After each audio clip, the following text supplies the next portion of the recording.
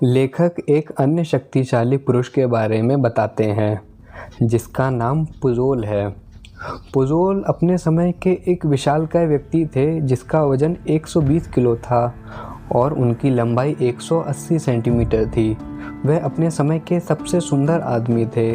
कंधों पर लटकते हुए लंबे घुंघराले भूले बाल और एक मर्दाना अभिव्यक्ति थी।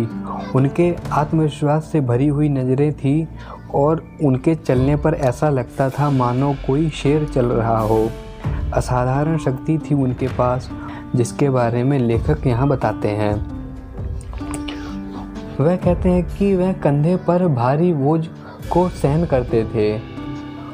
वह कहते हैं कि एक बार उन्होंने 400 किलो का जहाज का जो भारी जो लोहे का जो लंगर होता है उस लंगर को उन्होंने अपने कंधों पर उठाया था। जो बड़े बड़े जो जहाज होते हैं वहाँ पर एक एंगल टाइप का जो लंगर होता है, आपने भी देखा होगा, कुछ क्रॉस तरह की आकृति बनी हुई होती है।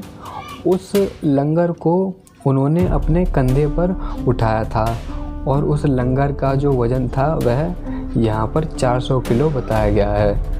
सोचो उस समय जो पुज़ोल थे वह इतने शक्तिशाली थे कि 400 किलो के भारी लंगर को उठाना, अपने कंधे पर रखना और उसको ले जाना कोई बड़ी बात नहीं थी। और ऐसा नहीं था कि जो लंगर जो था वह आकार में छोटा रहा हो, बल्कि वह एक असुविधाजनक आकार था जिसकी संरचना बहुत ही अस्त व्यस्त थी, जिसको संभालना काफ़ी मुश्किल भी था। लेकिन उन्होंने उस 400 किलो के भारी जहाज के लंगर को बड़ी ही आसानी से अपने कंधे पर उठा लिया था। उस समय उन्होंने बहुत सारी मशहूर हस्तियों के साथ मुलाकात भी करी थी और जगह जगह पर उन्होंने अपने शक्तिशाली जो बल प्रदर्शन थे उनको भी दिखाया था। फिर इसके बाद 78 वर्ष की आयु में मार्सेले नामक स्थान पर उनकी मृत्यु हो गई थी। इसके अलावा वह एक और शक्तिशाली पुरुष के बारे में बताते हैं, प्रोफेसर अटीला। हम इनके नाम से काफ़ी ज़्यादा परिचित हैं क्योंकि प्रोफेसर अटीला जो थे यह उस समय शिक्षक थे और इन्होंने अपने समय में खूब सफलता प्राप्त करी क्योंकि इन्होंने जिम खोले और इनका मुख्य लक्ष्य अपने शक्तिशाली बल प्रदर्शन दिखाना नहीं था, बल्कि ऐसे लोगों को तैयार करना था जो शक्तिशाली बने और अपने शक्तिशाली बल प्रदर्शन भी दिखाएं। तो उन्होंने अपने समय पर बहुत सारे शिक्षकों को शक्तिशाली पुरुष बनाया और उन पुरुषों में यूजीन सैंडो भी शामिल थे और जो स्ट्रॉन्गफोर्ड नामक जो शक्तिशाली पुरुष थे वह भी शामिल थे। वह इस समय जिस समय लेखक यह पुस्तक लिख रहे थे उस समय वह न्यूयॉर्क में अपने स्कूल को चला रहे थे और उस स्कूल में जितने भी छात्र जो थे जो फिज़िकल कल्चर के नाम से अपने शरीर को विकसित करने आए थे उनको वह ट्रेनिंग दे रहे थे। इस तरह से जो प्रोफेसर जो अटीला है यहाँ पर उन्होंने बहुत ही संक्षिप्त वर्णन हमको यहाँ करके दिखाया है। अब एक और शक्तिशाली पुरुष के बारे में यहाँ पर बताते हैं जिसका नाम पेरिस है।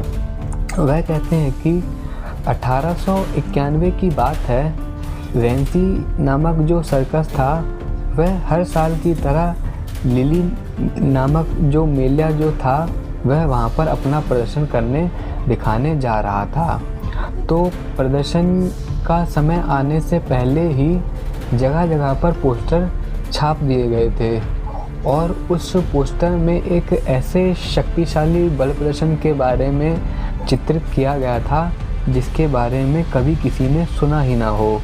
पोस्टर पर ऐसा छपा हुआ था कि पेरिस नामक जो शक्तिशाली पुरुष है वह नाव को अपने पीठ के बल से उठाएगा और वह जो नाव है उस नाव में 12 व्यक्ति पहले से सवार होंगे। तो इस तरह के शक्तिशाली बल प्रदर्शन की घोषणा पूरी क्षेत्र में फैल चुकी थी और फिर प्रदर्शन का समय भी आया।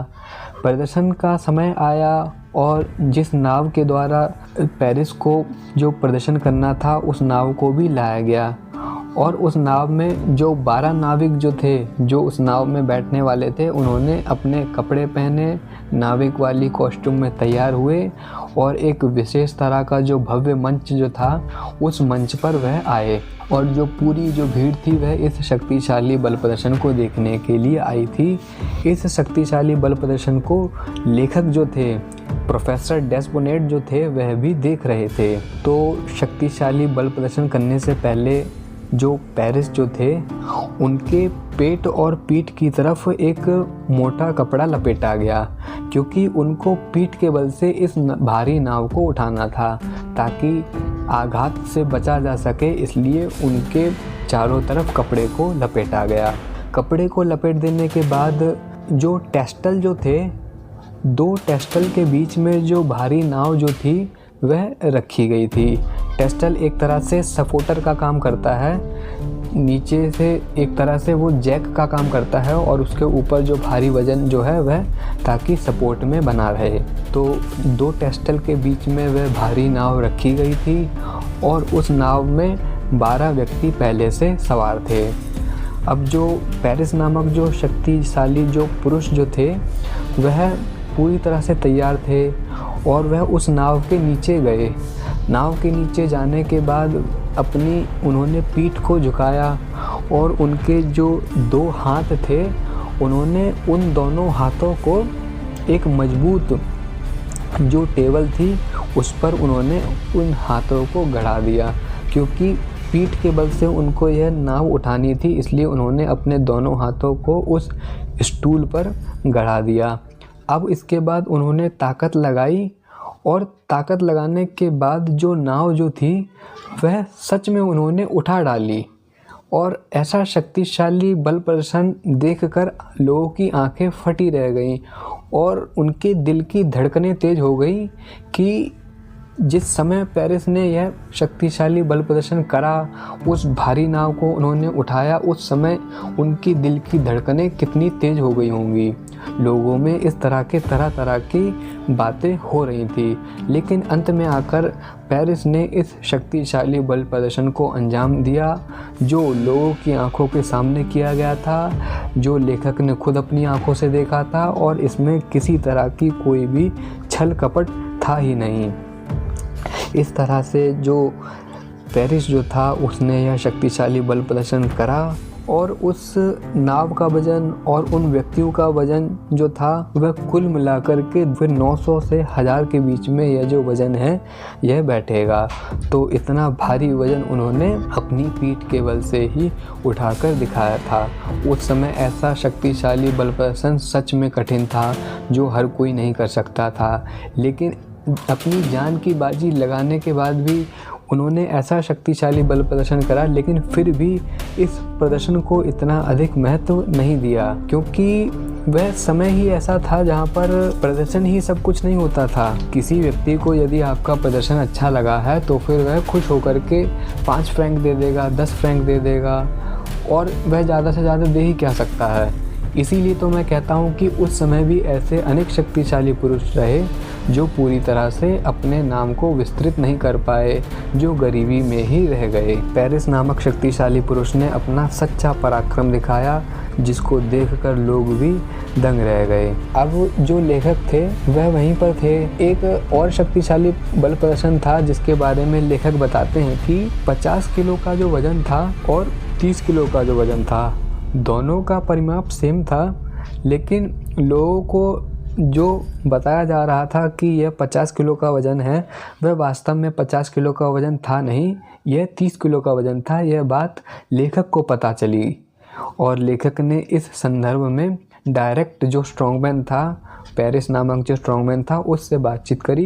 पेरिस ने भी कहा हाँ, यह उतना वज़न नहीं है जितना यहाँ पर बताया गया है, यहाँ पर उस धोखेबाजी को पता लगा लिया गया। लेकिन लेखक ने खुद कह दिया कि तुम चिंता मत करो, मैं यहाँ पर इसके बारे में किसी को कुछ भी नहीं बताऊँगा। अब आप सोच रहे होंगे कि जो 2080 पाउंड का वज़न उठा सकता है, उसको यह झूठ दिखाने में कि क्या ज़रूरत पड़ी कि वह 50 किलो का जो वज़न है उसको 30 किलो के वज़न में कन्वर्ट कर दिया। तो फिर बात यह है कि हर शक्तिशाली बल प्रदर्शन में प्रदर्शन करने का तरीका अलग होता है। यह जो 50 किलो का जो वज़न है इसको उस तरीके से उठाया जाना था जिसको उठाना बहुत ही असंभव रहा हो, जिस वजह से 50 किलो को 30 किलो के वज़न में कन्वर्ट करा गया ताकि 30 किलो के वज़न को उस तरीके से प्रदर्शन के रूप में ठीक तरह से दिखाया जा सके। तो इस तरह से ये जो घटना थी यहाँ पर लेखक ने बताया था। पेरिस के कुछ समय पहले की बात वह कहते हैं कि एथलीट बनने से पहले जो पेरिस जो थे वह कसाई का काम किया करते थे और 40 की उम्र में ही वह एक पेशेवर एथलीट बन गए थे। 50 की उम्र तक आते आते वह अद्भुत शक्तिशाली पुरुष भी बन गए थे। वह उनके बचपन के बारे में कहते हैं कि उनका जन्म 18 फरवरी 1850 में हुआ था और कसाई की दुकान में वह काम करने के लिए तैयार हुए थे। 16 साल में उनके भीतर ताकत नज़र आने लगी थी और वह कुछ ऐसा करके दिखाने लगे थे लोगों को जिससे ऐसा कहा जा सके कि वह सच में शक्तिशाली है। मांस का जो भारी जो टुकड़ा होता था उसको वह हुक से पकड़कर ही निकाल लिया करते थे। जिस वज़न को उनका जो पेशेवर जो साथी होता था, जो मजबूत साथी जो था, वह भी उस वज़न को उस तरीके से नहीं उठा पाता था जिस तरह से पेरिस नामक जो शक्तिशाली पुरुष है वह उठा दिया करता था। कुछ समय बाद जो पेरिस जो थे वह सेना में भी भर्ती हुए और सेना में भर्ती के समय उन्होंने क्या किया कि पहली मंजिल पे एक 400 पाउंड का गोले का भरा हुआ भारी बक्सा था। तो फिर उस बक्से को वह अपने कंधे पर रख करके निचली मंजिल तक यानी कि ग्राउंड फ्लोर तक लेकर भी आए थे।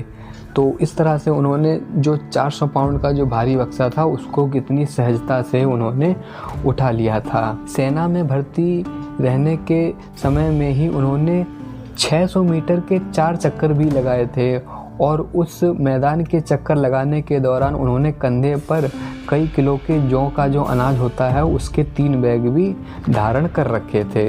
इस तरह से हम ऐसा कह सकते हैं कि वह अपने कंधे के बल से कितना अधिक वजन बड़ी ही सरलता से उठा लिया करते थे। जब वह कसाई के समय में जब वह दुकान में काम किया करते थे तो फिर वह एक बार की बात है कि कसाई का जो तहखाना था वहाँ पर वह अपने साथ 1 दर्जन पत्रकारों को लेकर गए और वहाँ पर पत्रकारों के सामने उन्होंने घोषणा करी कि ये जो 2800 LBS का ये जो ट्रे है इस पर मैंने भारी वज़न को लोड कर रखा है और इस पूरे वज़न को मैं अपने कंधे के बल से उठाकर दिखाऊंगा। तो पूरी व्यवस्था पहले ही कर ली गई थी और उन्होंने उस 2800 LBS का जो भारी जो ट्रे था जिस पर पूरा वज़न मिला करके 2800 पाउंड था उसको उन्होंने उठाया और उन्होंने उसको सफलतापूर्वक उठा भी लिया था। लेकिन पुनः जब अपनी पीठ नीचे करके उस वज़न को रखने की बारी आई तो ऐसा करने के दौरान उनका जो बायां पैर था वह मुड़ गया और इस छोटी सी गलती की वजह से उनकी जो पैर की जो हड्डी थी वह उखड़ गई और जिस वजह से उनको 3 महीने तक चलने फिरने में काफ़ी दिक्कत हुई। लेकिन इस छोटी सी दुर्घटना का प्रभाव यह पड़ा कि जो पेरिस जो थे उनका आत्मविश्वास टूट चुका था और इस आत्मविश्वास के टूटने की वजह से उन्होंने फिर अधिक शक्तिशाली बल प्रदर्शन नहीं करे, लेकिन फिर भी एक सर्कस में उन्होंने कुछ समय तक काम किया। इसके बाद 1888 में यूजीन सैंडो पहली बार पेरिस में आए थे और पेरिस में आकर इनकी मुलाकात यूजीन सैंडो से भी हुई थी और जो पेरिस नामक जो शक्तिशाली पुरुष है यह यूजीन सैंडो को बहुत ही अधिक शक्तिशाली भी मानते थे। तो इस तरह से यहाँ पर पेरिस नामक जो शक्तिशाली पुरुष है इसकी यहाँ पर लेखक ने चर्चा करी और लेखक कहते हैं कि वह जितने अधिक ताकतवर थे उतने ही ज़्यादा विनम्र भी थे। इनका एक बेटा भी है और जिस बेटे के पास उनकी जैसी ताकत और उनकी जैसी लंबाई भी है जो काफ़ी शक्तिशाली पुरुष है। तो इस तरह से मैंने यहाँ पर अनेक शक्तिशाली पुरुषों के बारे में बताया। आगे जब मैं पुस्तक पढ़ूँगा और उसमें जो भी पुरुष की जीवनी मुझे बताने लायक लगेगी उसको मैं बताऊंगा। वैसे हर शक्तिशाली पुरुष की जीवनी बताने लायक ही है, लेकिन मैं उन शक्तिशाली पुरुषों के बारे में नहीं बता सकता हूँ जिसके बारे में बहुत ही संक्षिप्त रूप में बताया गया है, या फिर कुछ पुरुषों की तो ऐसी कहानी है कि वो समझ में ही नहीं आ रही है कि कहाँ से शुरू हुई और कहाँ ख़त्म हुई। इसलिए उन कहानियों को मुझे आपको समझाना कठिन लगेगा, इसलिए मैंने उनका जिक्र ही नहीं किया। इसके अलावा जिन शक्तिशाली पुरुषों के बारे में विस्तृत रूप में बताया गया है वह मैं यहाँ आपको बता रहा हूँ।